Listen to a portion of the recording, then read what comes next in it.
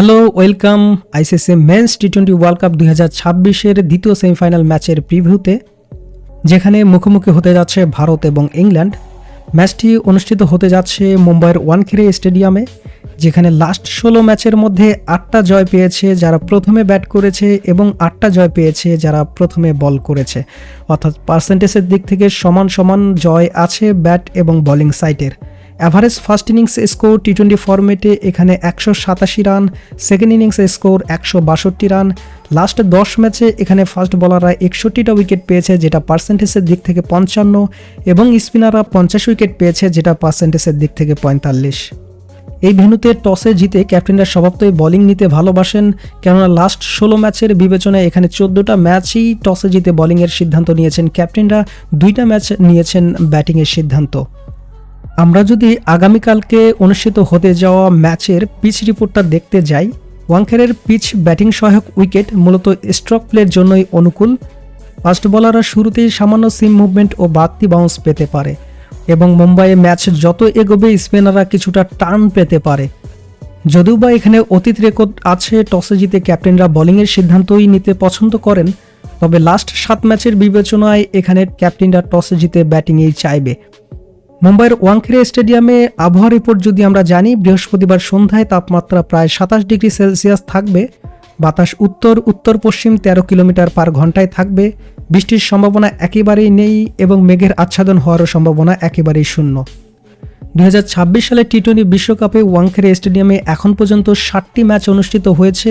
প্রথমে ব্যাটিং করা দল 4টি ম্যাচ এবং প্রথমে বোলিং করা দল 3টি ম্যাচ জিততে পেরেছে।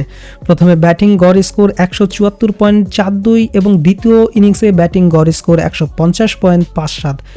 ওভার প্রতি এখানে রান রেট 9.32 করে, এবং এবারের বিশ্বকাপে এখানে ফাস্ট বলাররা 50.58% উইকেট নিতে পেরেছে, যেখানে স্পিনাররা নিয়েছেন 47.05% উইকেট।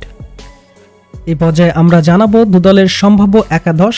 ইংল্যান্ডের সম্ভাব্য একাদশে হ্যারি ব্রুকের নেতৃত্বে Phil Salt, Josh Buttler, Jacob Bethell, Tom Banton, Sam Curran, Will Jacks, Liam Dawson, Jamie Overton, Jofra Archer এবং আদিল রশিদ। দলটিতে জেমি ওভারটন আসতে পারে অবশ্যই রোহান আহমেদের পরিবর্তে।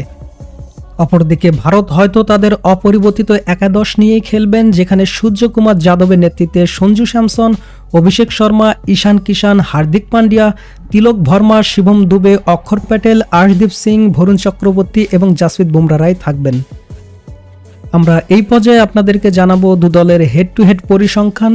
টোটাল এই দুই দল 29টা ম্যাচ খেলেছে, যেখানে 12টা জয় পেয়েছে টিম ইংল্যান্ড, 17টা জয় পেয়েছে টিম ভারত।